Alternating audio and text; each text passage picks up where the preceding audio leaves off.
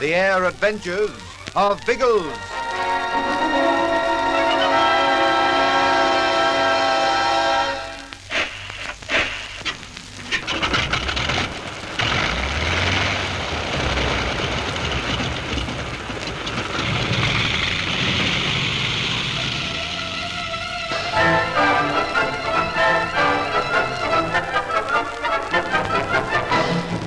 Now that von Stalhein knows he and Bertie are in Prague, Biggles recognizes the desperate urgency for escape. But first he must know what will happen to Ginger and Ian Ross. With Bertie, he hurries back to the Schweiz hotel and questions Raoul Marmontel. The renegade Frenchman is easily bribed and gives Biggles some information he requires. But while they are still talking, Bertie sees a squad of cars pull up in the street below. A posse of uniformed men climbs out, and within a few moments the hotel is surrounded by police. As a matter of fact, old boy, there are so many of the blighters down there, they make the atmosphere somewhat stifling. They aren't giving us room to breathe, what? They aren't giving us room to escape, but we shall all the same. Open that window as quietly as you can, Bertie. Roger, old boy. What do you plan to do? You heard me, didn't you? We're going to escape. But you must not be seen climbing from my room. If it is found you've been talking to me... You'll be exterminated like a rat, won't you? But don't worry, Marmontel. We shan't be seen. The police will be busy searching the inside of the hotel for a while yet. They won't be expecting to see us on the outside walls. What is this, old top? We aren't Barry Flies, you know. Perhaps not. But haven't you ever climbed down a drain pipe? Oh, by Jove, yes. Yes, by Jove. And there's one running right down the side of the building. But you will be seen. You will be seen. The light. We'll put out the light. Now. Your job, Bertie. Roger, Albine. But I say, do you trust this blinking skunk in the dark? I wouldn't put it past him to swing a razor at us if he thinks we can't see him. There'll be enough light for me to see him, and he'll regret it bitterly if he tries any funny business. Out with the light now. There isn't much time. You do me wrong. I will not turn on you. But you have forgotten the money. For my information, you promised me money. You'll have it the second before I climb through the window. Now, give it to me now. In a moment or two. Someone may have noticed the light go out. We'll wait until we are sure they aren't watching the window. You double-cross me. You plan to leave without giving me the money. I promised you the money and you shall have it. But first, a word of warning. Erich von Stalhein will be in here soon to see you. You'd be wise to know nothing whatever about us, not only for our sakes, but your own. You can imagine what will happen to you if he finds 1,000 Westmarks in your pocket. No. He will not find them, I promise you that. That's up to you. If you're unwise, you'll die. By Jove, yes. I mean to say, even if old Starley doesn't croak the blighter, we will next time we meet him. There will be no talking. Now, please, give me the money and go. And the men will be here to my room soon. Here's your money. You can count it in the morning. Hey, 1,000 marks. What's happening below, Bertie? And it's all much the same. There's a positive bevy of the ballet coppers in the street by the main entrance, and half a dozen or so trundled round the back. But I can't see what's immediately below us. It's too blooming dark. Then we'll risk it. I'll try the pipe first. If it takes my weight, you can follow. Roger, Albine. Goodbye, Marmontel. Forget this ever happened. Yes, there will be nothing told of it. I have my money. Seems all right, Bertie. Follow me down. And if you can keep your fingers crossed at the same time, do it.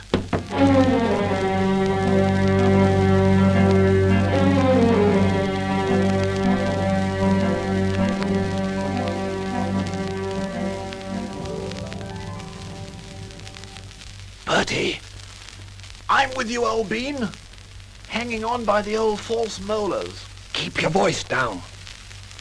There's a man in the alley below us. Baked potatoes.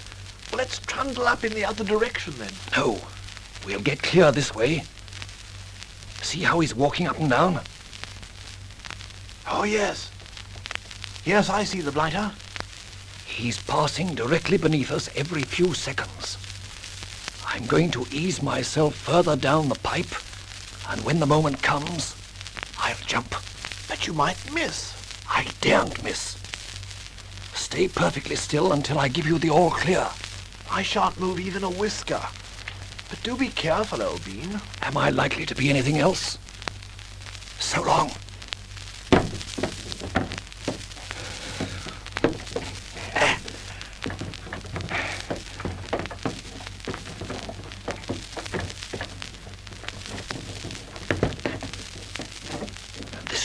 know enough.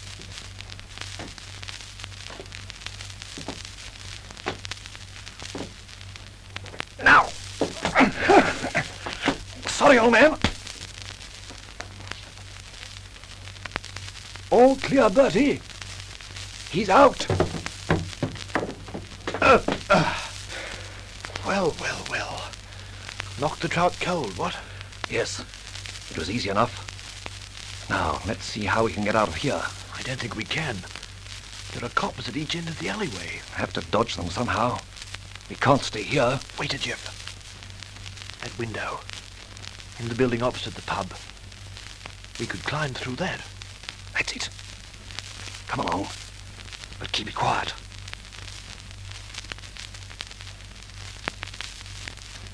By Jove, I say. The old good fairy's with us, Biggles. The belly thing's open. We'll need your good fairy for quite a while yet. In you go. See if you can find a door when you get inside. Roger.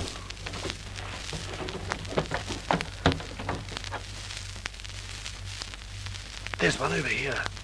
Good. Open it. We'll have to risk what's on the other side.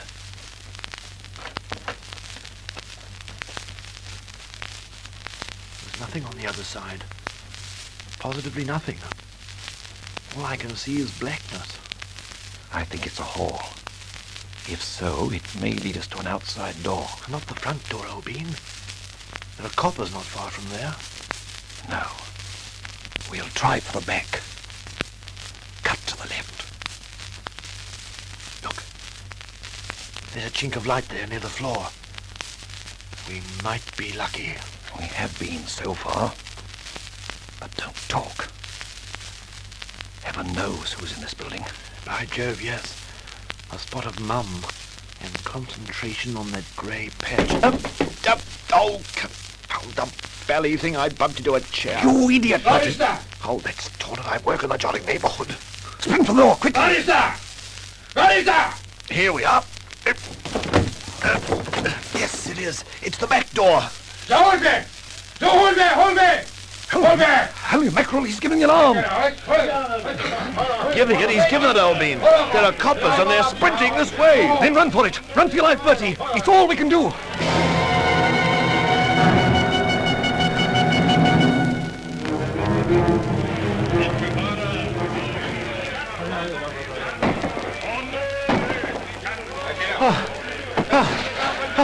They've spotted us, Biggles. Coming down the street. Full pelt. And shoot him! I don't like that. We'll have to dodge them, Bertie. Oh, yes, but how can we? There's no way off the blinking street. They'll have a car after us in a minute. There, across the road. There's a park. We'll duck through that. But we'll be in full view crossing the road. Can't help it. Just clap on all the pace you've got.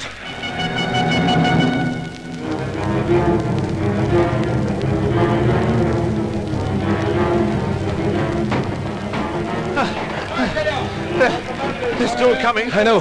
But at least they can't see us for the moment. Gives us time for a quick breather. It'll have to be belly quick. There aren't so many trees here as all that. They'll search the park in 2 ups. I've got my wind back now. You right? Yes. Now, where we go?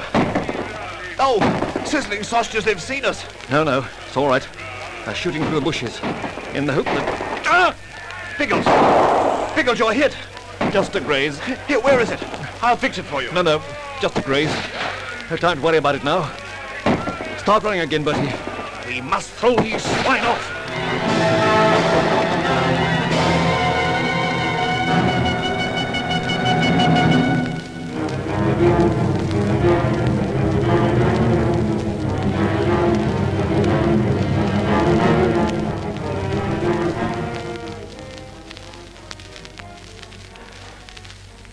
We seem to be right now.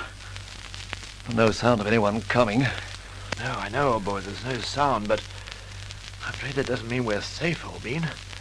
I mean to say, after all that uproar, every copper in the city will be looking for us by now. And that means that if we're spotted anywhere in Prague, well, there's only one thing for it. We'll go for a Burton. Then don't let's be spotted. That's all very well, old boy, but how can we avoid it? For one thing, you're wounded, and apart from that, we haven't a clue where we are. Yes.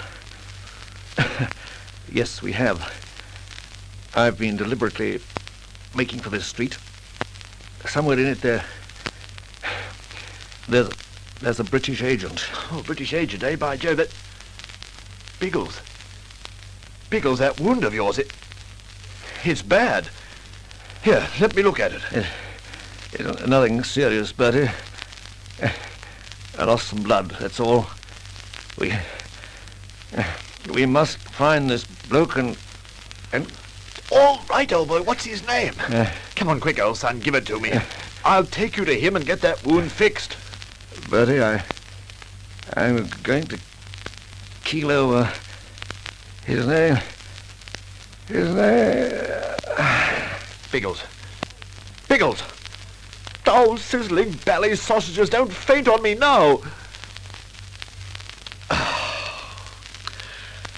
Well, it seems it's up to us Lissies now, Harriet, old darling.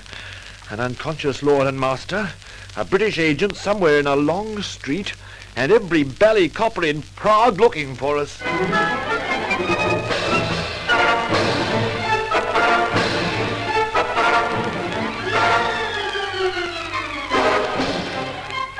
Bertie hoists the unconscious Biggles onto his shoulders and staggers on down the street. But he has no idea where to go, and already it is almost dawn. Can he possibly escape the police? Listen for further excitement in the next episode of The Air Adventures of Biggles.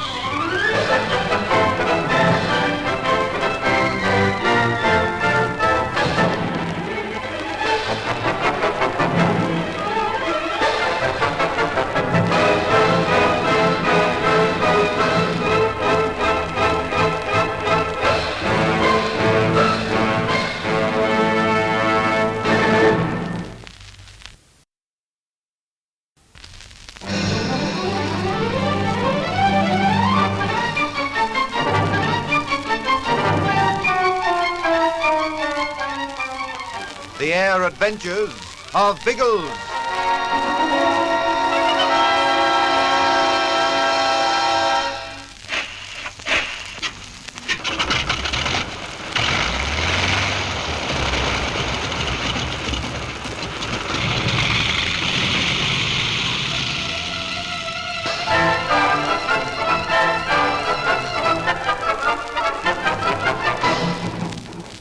Dawn is breaking over the hostile city of Prague. Biggles and Bertie, fleeing from the police von Stalhein had set on their trail, twist and dodge through the deserted streets until they reach the poorer quarter of the city. Biggles has a purpose in coming here. There's a British agent living somewhere in this street. But before he can give further details to Bertie, the effects of his wound overpowers him and he loses consciousness. Bertie, exhausted himself, hoists his leader onto his shoulders and staggers on down the gloomy street. He has no idea where to go, but he knows the danger of staying put. The agent. I've got to find the agent. If he's in the street, I'll find him. Halliwell must find him. In the quiet street, there's a sound, and in his state of nerves, it seems magnified to Bertie. There are footsteps, the measured footsteps of a policeman. Through the dim morning light, Bertie can distinguish no more than a hazy figure. But he's sure it's uniformed. Copper! Sizzling sausages, it couldn't be, not now. Oh, all right. Here's where you take a gamble, old sausage. No matter what happens, you aren't going to let that copper take Biggles. Oh, for Pete's sake, answer the bally thing. He'll see me. He must see me.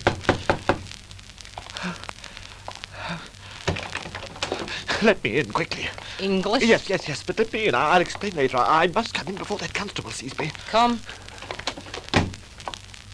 Prague, not good for English. What you do here? I'm throwing myself on your mercy, but I must put down my friend. He's wounded. Here. Sofa. I look at him. Thank you. I'm afraid he was shot. We were escaping from the police. It's no use hiding this from you. Tell me. It is better I know. I look at your friend. Well, I can't tell you very much. We're English here on an important job. An enemy of ours recognized us and set the police onto us. There was shooting and my friend was hit. We made our way to this street and then he collapsed. I heard footsteps. I think it was a policeman. However, I didn't dare wait to check. I had to get clear of the street with Biggles, my friend. That's why I knocked on your door. You were very kind to let us in. I suppose this is very dangerous for you. Yeah. This hurt of your friend, it is not bad. I wash it and bandage for him. You're very kind. You won't give us up to the police, will you? You rest. Soon I bring food. But what are you going to do? Rest. There is much danger here. I think what I do.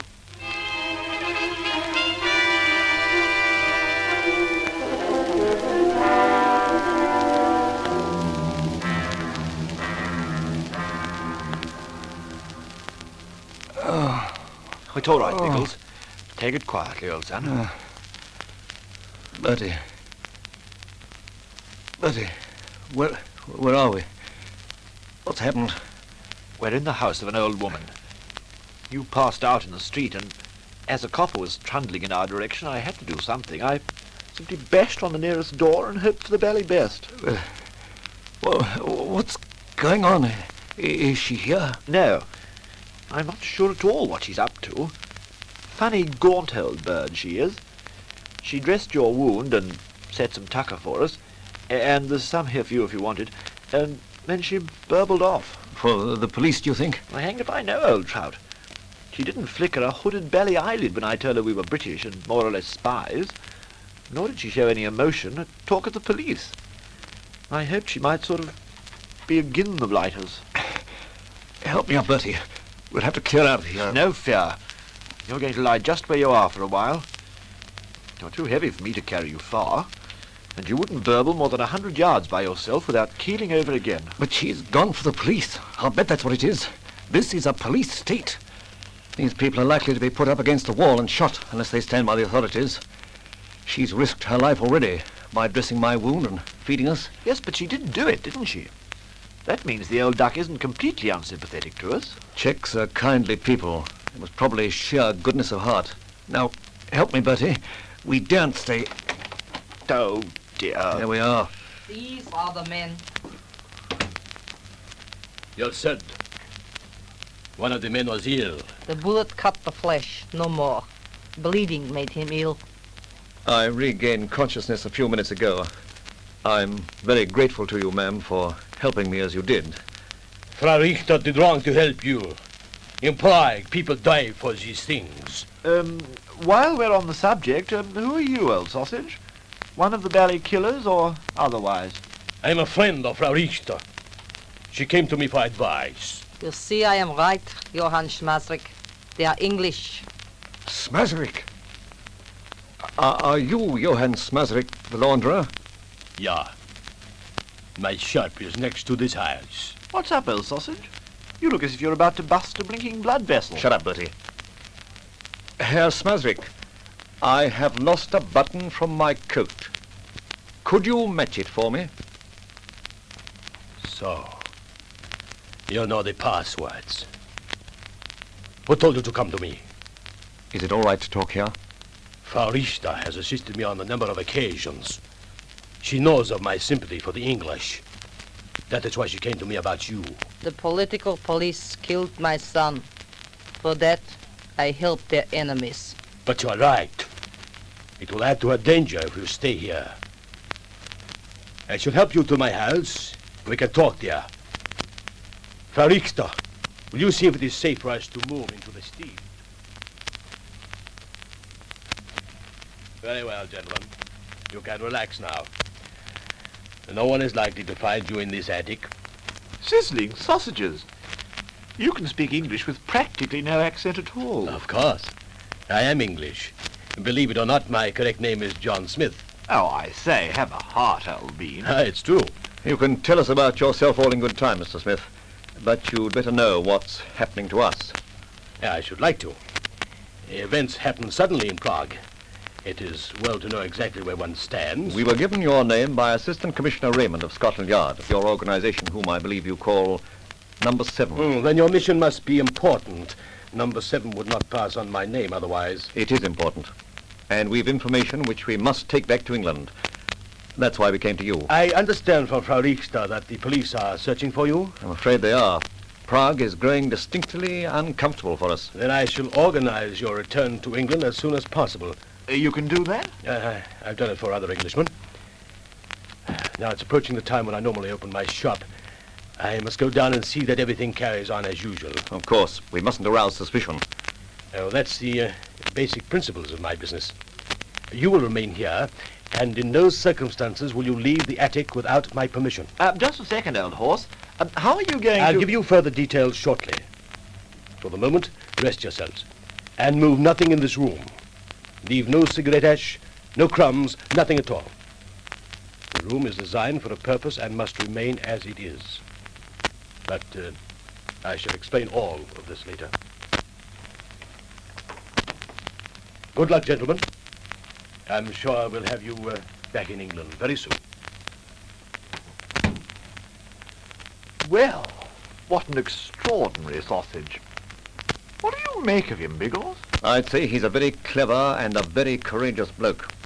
If any man can get us back to England, it's John Smith. Sizzling sausages, I hope so. Have you realised what a spot Ginge and young Ian Ross will be in if we don't sprint after them pretty soon? That's what's in my mind. Those two and all the other stupid young idiots who deserted to the International Brigade. With von Stalhein on the alert, we'll need to act fast.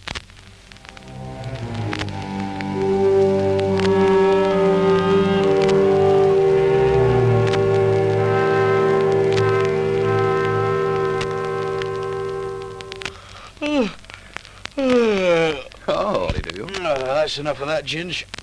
We didn't get to bed till after 5. What's the time now?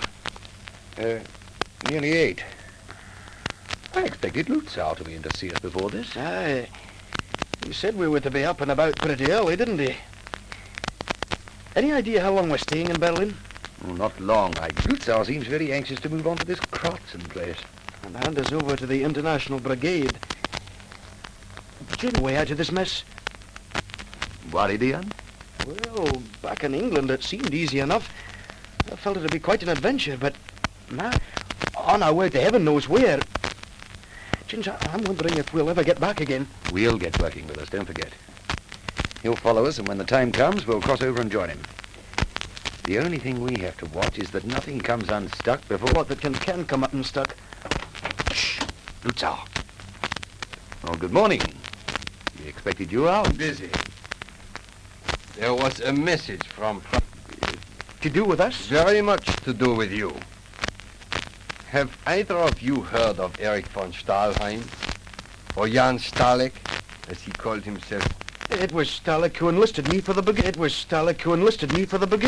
Ian's told me about him. That's all I know.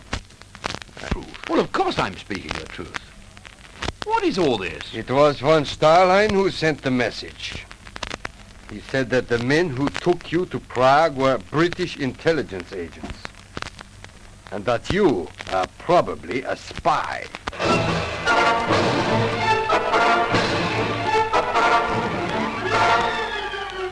There is no expression on Lutzow's face as he makes the accusation, and his cold eyes. Can he avoid being arrested and killed as a spy? Will Biggles and Bertie escape from Prague? Follow the excitement as it mounts in the next chapter of The Air Adventures of Biggles.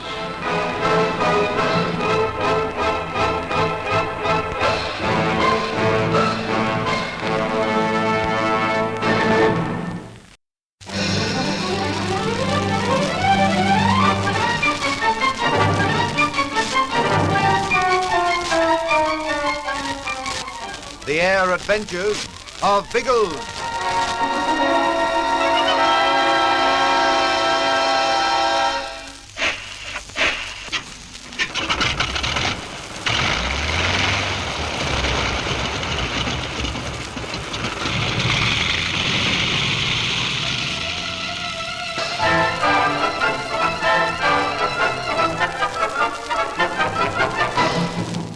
In Prague, Biggles and Bertie find a temporary haven. The old woman into whose house Bertie dragged his wounded friend brought a quiet, middle-aged man to see the fugitives. He proved to be John Smith, the British agent whom Biggles was seeking. And now they wait, hidden in his attic, until he can arrange their escape from the Iron Curtain. In the Russian sector of Berlin, Ginger and Ian Ross face a dangerous crisis. Lutzow, the pilot who is to taking them to the International Brigade, has had a message from von Stalhein. The message suggests that Ginger is a spy. Von Stalhein has identified the two men who brought you from England. He says they are well-known intelligence agents. And it is his opinion that you are working with them. No, that isn't true. I'll say it isn't true. Intelligence agents, eh? If ever I meet those swine again, I'll knock their blinking heads off. If you are a spy, it is unlikely that you will meet them again. You gave your name to me as George Hindmarsh. Well, of course I did. That is my name. I have been instructed to discover if it is not perhaps Hebelthwaite. And if you are not commonly called Ginger. Well, I've been called Ginger often enough. Yes, of course he has. Well, in England, we call anyone with red hair Ginger. And the other one, the difficult name. Well, I don't know where that came from. My name's Hindmarsh, I tell you. Maybe someone heard me called Ginger and thought I was someone else. Well, I called you Ginger till I came to know you, didn't I, George? Yes. Why, everyone does that, Lutzow. It's just a nickname. Red hair, ginger hair. That's where it comes from, but intelligence, Wallace. To think those two dirty double-crossing... I wish to know how you were enlisted. What's that? For the brigade. You were telling me about it the other night, George. Oh, yes. Well, I was at a RAF station. I was flying during the war. But things haven't been too good since the war finished. You know, red tape, routine duties all the time, no fun, no excitement. Frankly, I was bored stiff. And then this big bird came along and... His name is Bigglesworth. Oh, is it? That isn't the name he gave me. Anyway, he spun me a wonderful yarn about the International Brigade. Reckoned there'd be plenty of excitement and wonderful pay and conditions. He said if I behaved myself, I'd probably land some flying, too. He approached you at your Air Force station with this story. That's right. I'd been opening my mouth rather widely in the local cafe, you know, belly aching about conditions and so forth. And word must have got through to this bird, Dribblesworth. Bigglesworth. Oh, yes. He arranged for me to shoot through from the station one weekend and said that he and another bloke would meet me in Paris and take me to Prague. He didn't say what was to happen to me then. Anyway, that's what happened. You picked me up at Prague. And you expect me to believe this nonsense? You asked me to tell you what happened. It's up to you whether you believe it or not. Oh, no, my friend. In Eastern Europe, we waste little time with spies. I suggest it would be better for you to convince me of what you say. I'm sorry, Lutzow, but I can only tell you what happened. And it sounds all right to me. It's almost exactly the way I came through. Except that it was Jan Stalik, this character you call Erich von Stalhein, who enlisted me. Erich von Stalhein is one of the top men of our organization. Hindmarsh was enlisted by a British intelligence operative. There can be only one reason why he should bring you across with him. Now, don't come this spy business again. Of course you are a spy. You are this man, Hebelthwaite. And like Bigglesworth, you are working for the British intelligence. You know, Lutzer, you might be right at that. Eh? Now, wait a minute, Ian. You suspect him too, Ross. No fear, but I thought of a reason why they might have enlisted him. You're brighter than I am, then, Ian. If they're intelligence blokes, it's obvious British intelligence knows something about your organization now, isn't it? Quite obvious. Somewhere there is a traitor. Then they'd most likely know everything about the system of enlistment. I do not know what you are trying to say. Now look, there are these two agents. They want to come to Prague. Well, they can't simply fly in without arousing suspicion, so they set themselves up as members of the organization. They even enlist a man to take through with them, you, George. And that gives them a logical reason for making the trip. You mean they picked me up just to use me as a sort of cover for their own dirty work? Aye. Without you, they'd have had to put up some tall story. But with you, It was clear going. And what do you suggest they intended to do with this man when they reached Prague? Well, I doubt if they cared. He's a deserter from the English Air Force, isn't he? Well, it's my opinion they've dumped him now. As far as they're concerned, he can go right through to the brigade. Or pick up a bullet on the way. After all, what does it matter to them? That is true. When a man has done his work, it is unimportant what happens to him. Then you think Ian's right? To me, you are suspect, Heinmarsch. Ross has put forward a plausible explanation, which I shall consider before taking further action. Well, what do you mean by that? That I'm under arrest until you make your decision? There is not need for that. You could not escape from this sector of Berlin. Besides, I have no time to waste on such matters. I have an important mission to fulfill for the organization. Much more important than this searching for spies. You're still in a hurry. I am in a great hurry. I shall finish my business in Berlin, and I shall inform you whether you are to continue with us or not, Heinmarsch. For the moment, you will both stay in this room, except for meals. Under no circumstances will you leave the hotel. I think we've done it, Ginge. He's in a hurry, that'll help us. Oh, it was your idea that swung the day, Ian. That was sheer blooming genius. No, I remember that talk of last night when we worked out your story. And that's why I urged you to tell it. To give me time to think why Biggles might have picked you up. Well, you did darn well, Ian. I'm sorry for ever thinking you were a bit jittery for this job. Oh, don't you be mistaken, I'm jittery, all right. That made me think all the faster. I couldn't face the thought of going right through this alone now. I had to think up something to keep you with me. I hope it works. It might, unless he puts a call through to von Stalhein. He's the bloke who could jigger everything up for us.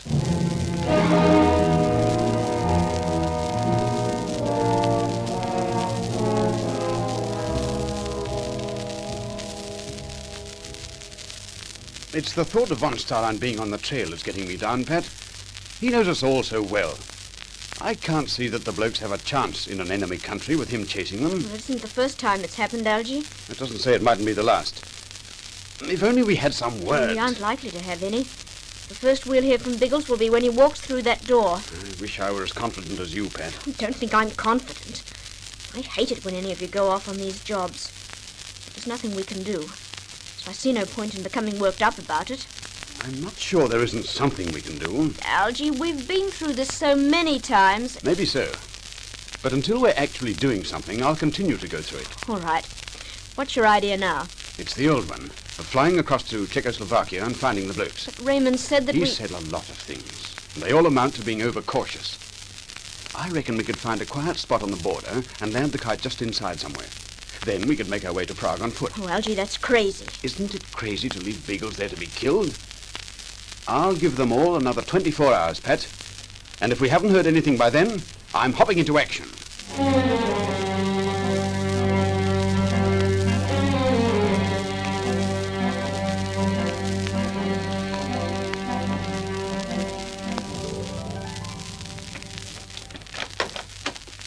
You are to pack your bags and stand by to leave. What, leave Berlin? But we only arrived this morning. My business here will be completed within an hour. We shall move on immediately that is done. You don't waste much time, Lutzer. I am a servant of the organization. I never waste time when I'm working for it. And, what about me? Have you made any decision whether or not I'm a spy? I think it is possible that you are, Heinmarsch. But I have no time to spend in examining you thoroughly. So you're taking me on with you? It occurred to me that there is no reason why I should not do so. Even if you are a spy, there will be little opportunity for you to do damage. Where you are going. Do damage where I'm going? What does that mean? You will find out. Spy, enemy willing recruit. It will make little difference when you are a member of the International Brigade. Now, wait a minute, Lutzer. I don't think I like the sound of that. Don't you? That is unfortunate for you, Ross, whether you like it or not.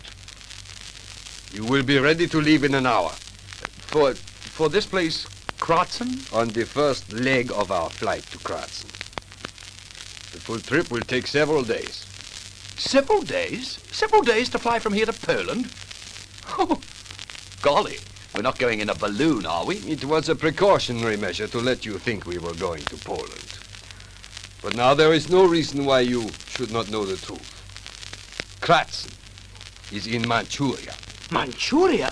Good grief. For that reason, you will dress in your heavy clothing. Remember, 1 hour. But Lutzow... Manchuria? Well, what do you know about that? I know that it might be curtains for us. Biggles thinks we're on our way to Poland.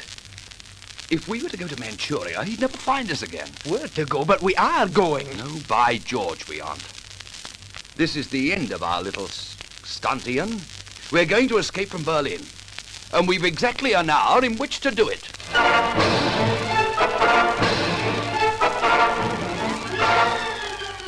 While Biggles and Bertie plan their flight from Prague, their friends in Berlin hope to achieve the even more difficult task of escaping from Berlin. Who will succeed? And will any of them reach England in time to stop Algy's desperate plan? Listen again for the next thrilling episode of The Air Adventures of Biggles.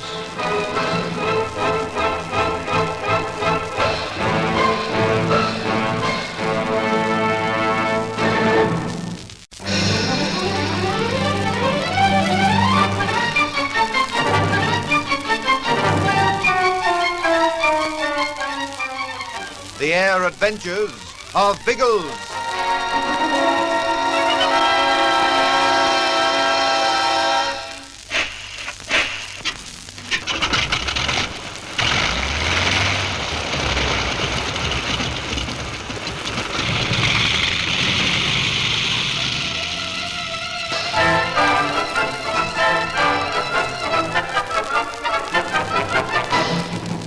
While Biggles and Bertie are waiting to escape from Prague, Ginger and Ian Ross plan to make their break from behind the Iron Curtain in Berlin. But Biggles and Bertie seem to be in the better position. They are hidden in the attic of the British agent Smith, who is experienced in this business of smuggling fugitives from Czechoslovakia. Ginge, however, is working without any help. He and Ross were told by Lutzow that they are to leave shortly for Manchuria, as Ginge sees it, a country too far distant and isolated for there to be any chance of rescue. I told Biggles this place, Kratzen, was in Poland. He'll look for us there. He'll never find us if we go to Manchuria. But he'll learn that, won't he, Ginge? Well, the way you've spoken about him, I've pictured Biggles as a sort of super agent. Yes, he is. But he can't do the impossible. How's he going to find out that we've gone to Manchuria? I don't know much about these things, but surely there's some way. The only way is for someone to tell him. And you and I are the only blokes who can. Well, what about Lutzow's pals in England? Wouldn't Biggles grab one of them and question him? The only one who'd know anything about it is von Stalhein, and he's in Prague. Didn't you hear what Lutzow said? Yes, but That's another thing, Ian. With von Stalhein in Prague, we don't even know if Biggles and Bertie will get clear. If they're caught and we're sent to Manchuria... Oh, Ginge, everything's gone wrong. I thought we'd fixed it when we tricked Lutzow about the spy business, but now it's all mixed up again.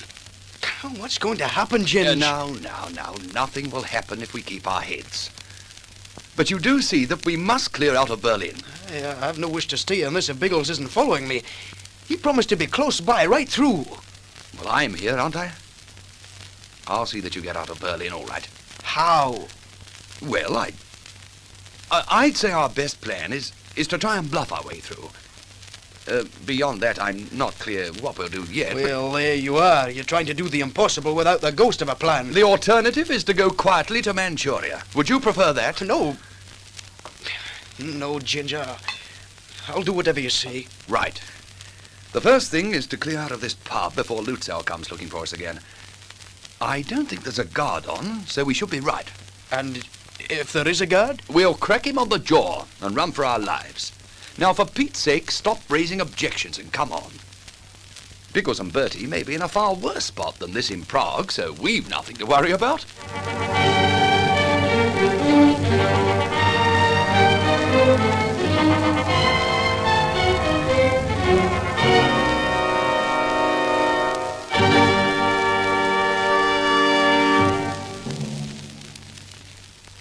How's the old ticker trundling onwards, Elbean? Midnight yet? It's 10 to 5. Sizzling sausages, then we've been here all day. When is the blighter Smith going to show his ugly mug again? It's no use being impatient, Bertie. We're in Smith's hands, so we must leave it to him to come and go as he pleases. Well, the trout's only very well gone so far. I thought after he shuffled out this morning to be back as soon as he'd open up the old laundry business. But we haven't seen him all day. Even if we don't see him tomorrow or the next day, it's still entirely up to him. He knows what he's doing. I suppose we're right about him, Biggles. I mean to say, it'd be the most frightful bally sell if we'd tied ourselves up with one of the local agents instead of a British waller. Don't be ridiculous. Raymond told me to find an old launderer named Johann Smazrik. And that's the name Smith uses here in Prague. It's the name he says he uses. Raymond went further. He gave me a code message, a password. I was to tell Smazrik I'd lost a button off my coat, and to ask him to match it for me. If he recognized the phrase, he's the man we were looking for. Well, he did. I suppose you're right, Elbean. It's just that we Lissies are traditionally cautious types. You're a restless young idiot. That's all that's wrong with you. Oh, I say, that's unfair. I mean to say, someone has to watch over the security side of the jolly old firm, and, well, dash it all, I'm hungry. Do you realise we haven't had a bite to eat since we left that old duck's house next door? I realise it only too well. How do you think I'm feeling after losing all that blood last night? Oh, baked potatoes, how big a clot can you be? I'm most awfully sorry, old bean. Here am I, burbling my heart out about being hungry while you're lying there faint and near to death. Oh, don't be an ass, Bertie. I'm feeling a little weak, that's all. Oh, no. By Jove, Biggles, there is something in wishful thinking after all. I know you must be starving, gentlemen. Now, please help yourselves to the food on this tray. But remember, no mess, no crumbs, or any sign that will say the attic has been occupied. Don't worry, old bean. There aren't going to be no belly crumbs. Good. I think you'll find there's ample there. And now I shall just close the door. Mr. Smith, this is wonderful. This food will give me just the strength I need. Oh, well, don't worry about strength, by Jove. All I'm concerned with is keeping my tummy happy. By Jove, it's getting into a magnificent mood now. I intended to bring you food and to visit you long before this, but there have been people in and out of my shop all day. I didn't dare arouse suspicion by leaving it unattended. That's very wise. What's going on down there now? It's closed. I normally close about 4:30. Well, now, apart from being hungry, have you been comfortable up here? Apart from being hungry, old bean, yes. I've been intrigued about the layout of the room. At first sight, it appears a typical, untidy lumber room. Yet you say you used it for this purpose before. Many times, my friend. That's why I have deliberately given it the appearance of a lumber room. It wouldn't do if the police were to find a comfortable bedroom up here, would it? Oh, I suppose you'd have to explain what it was used for. Quite. You must realize that an establishment such as this is liable at any moment to be subjected to a police raid, and a most thorough such. Oh, sizzling sausages, old bean. You don't mean the blighters suspect you? How can I tell? So far as I know, they don't. But you realize they wouldn't show their hand at the moment of suspicion.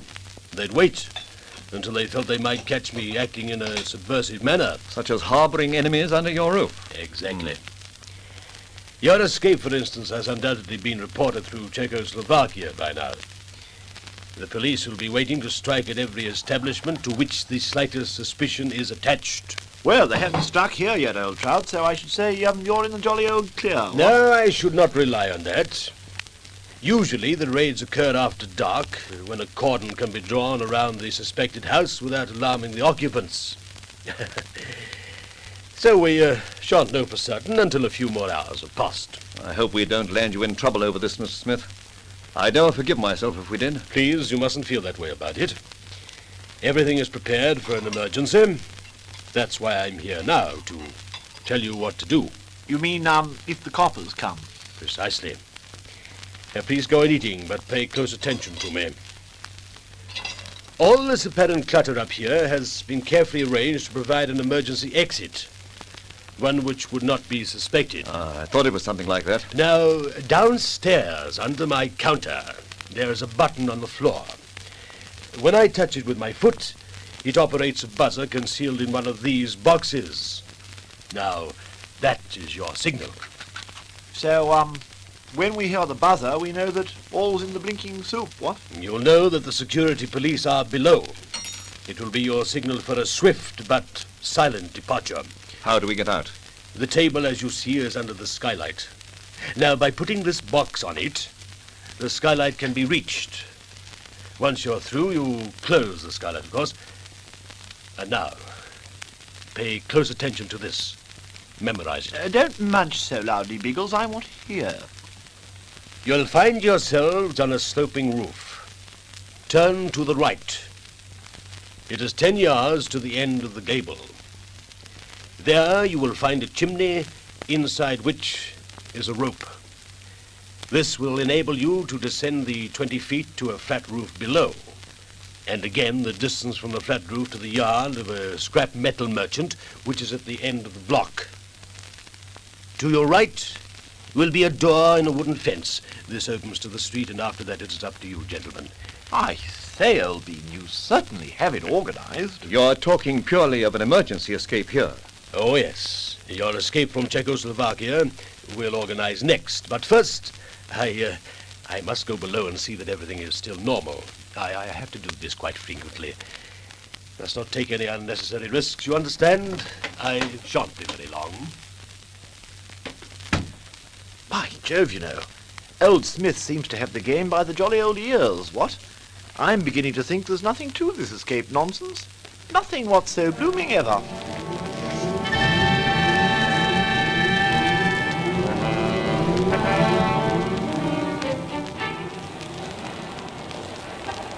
It's the same here, Ginge. There's a barrier across the road and a cordon of Russian soldiers guarding it. Well, naturally. This is the border between the Russian and English zones of Berlin. But there's a difference about this street. I'm hanged if I can see it. All the streets we've seen have been guarded like this. But in this case, there's another guard inside. See, beyond the Russians there? Aye. There's another barrier. And it's guarded by British soldiers. All we have to do is to get past the Ruskies, and we'll be within hailing distance of them. Get past the Ruskies, is that all? Yes, and that shouldn't be so hard as it sounds. They'll lift that barrier as soon as a car needs to go through. Then we'll make a dive for it, go for our lives. There might be some shooting, but the Tommies will have seen us by then. We'll be right. Yes, sounds awfully risky to me, Ginge. Oh, nonsense. It just needs nerve and dash. They'll be so surprised we'll be past before they know we're coming. Now, come on, edge up closer, so that we'll be in a position to act. Hey, Ginge, that copper over there. I don't like the way he's staring at us. By Jingo, he's coming over. Halten Sie! Halten Sie, halt! Never mind him. Look, there's a car at the barrier. Run for it, Ian. The barrier's going up!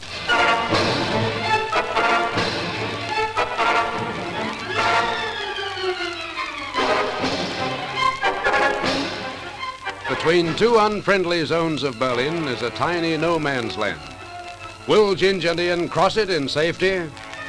How can they escape the guns of the Russian guards?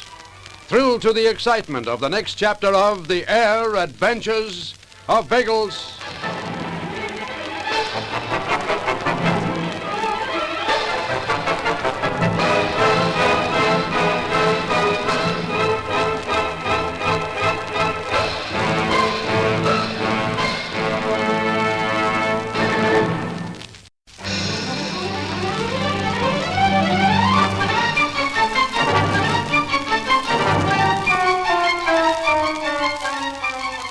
The Air Adventures of Biggles.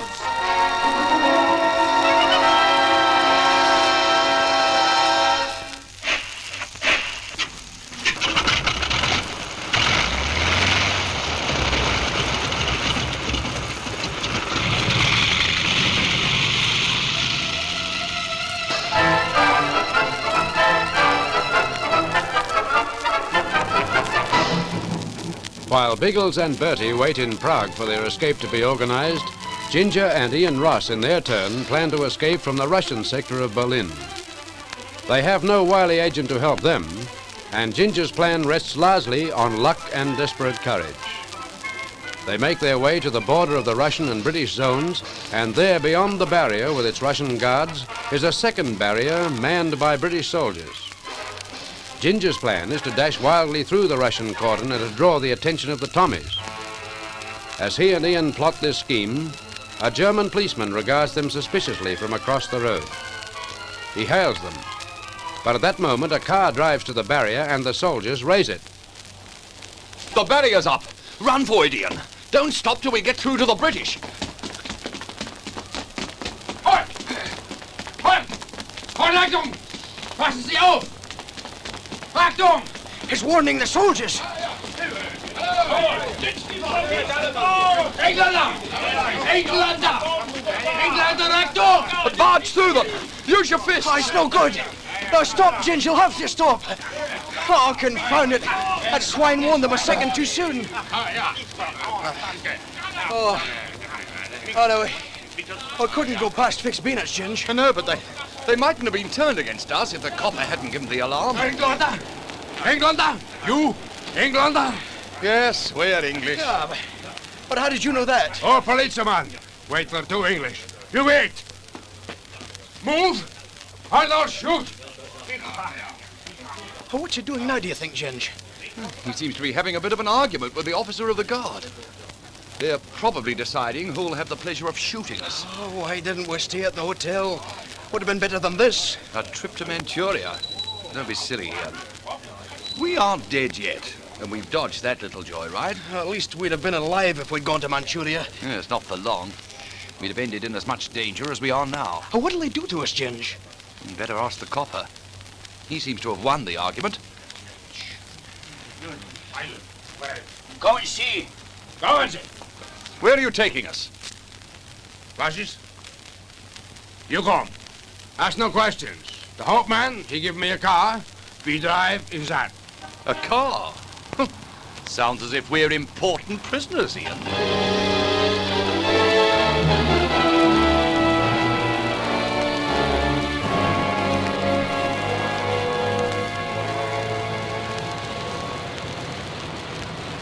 Ginge, he said that all the police were looking for two Englishmen.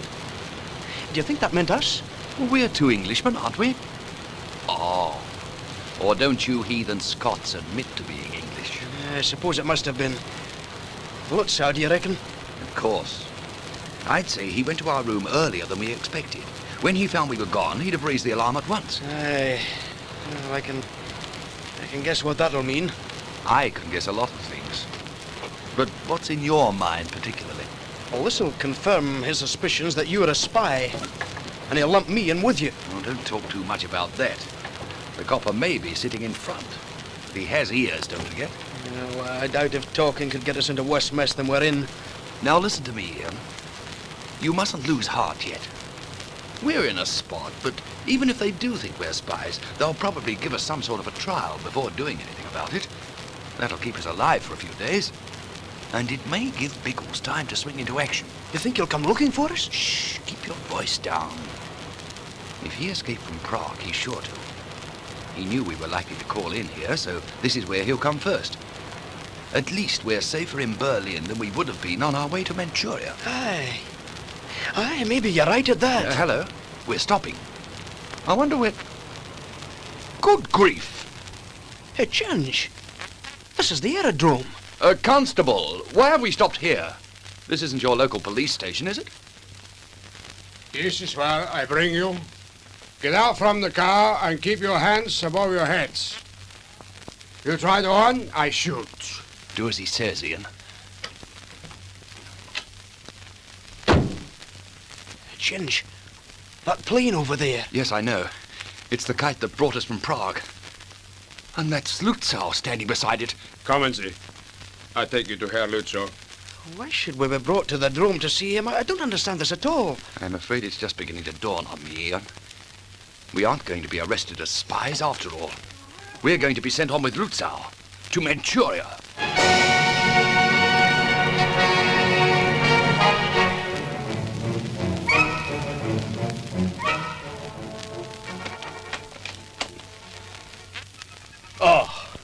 is well, gentlemen. There's still no sign of undue police activity in this street. I'm glad of that, Mr. Smith. As much for your sake as for ours.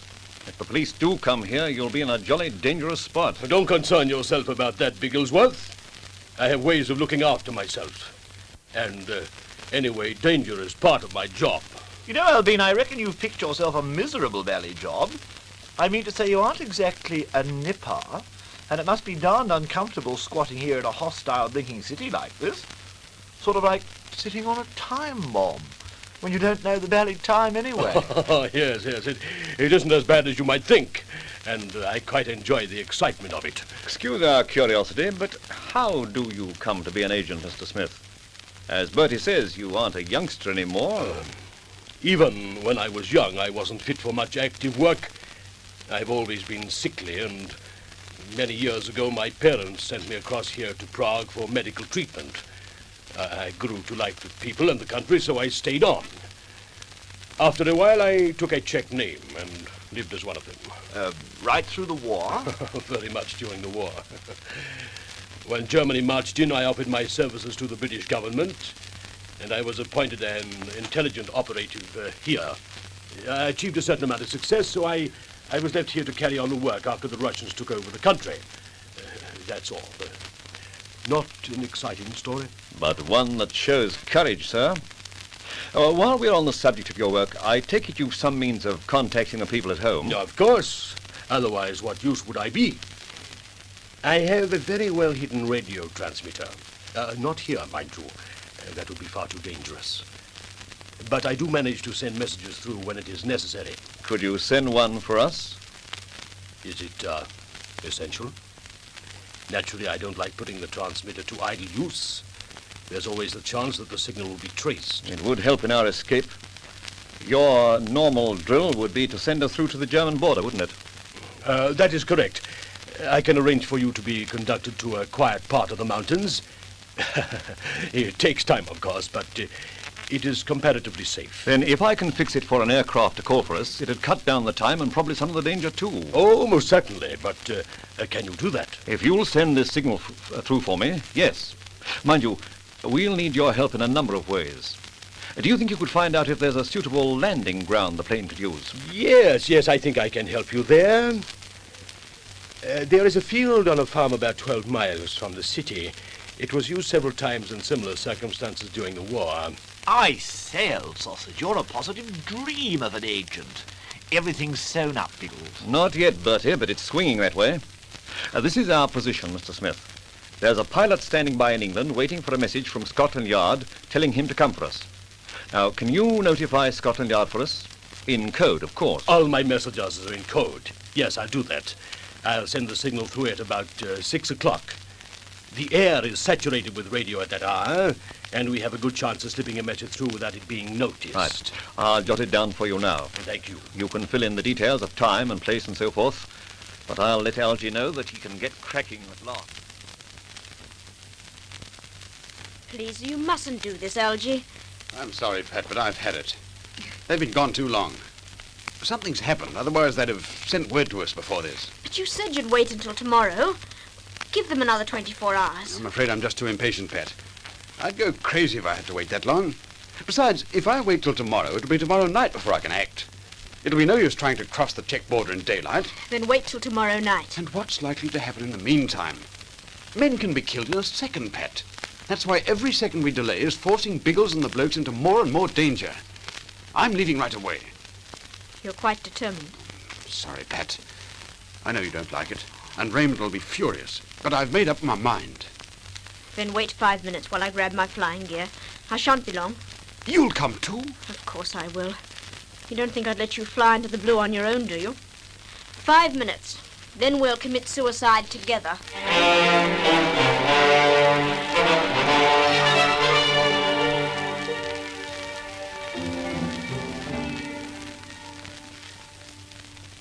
Hello?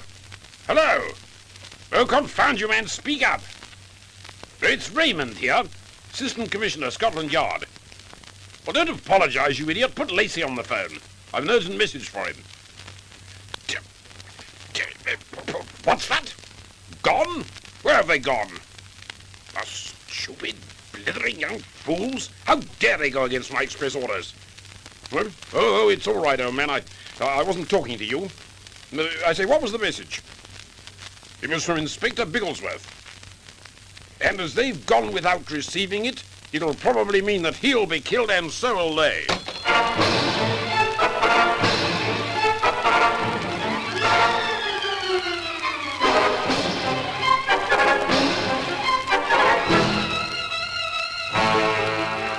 Biggles will rely on Algy following his instructions, but Algy has left without receiving them. How will this affect the escape? And what lies ahead of Ginger and Ian Ross on their way to Manchuria? Be sure you're listening for the next exciting chapter of The Air Adventures of Biggles.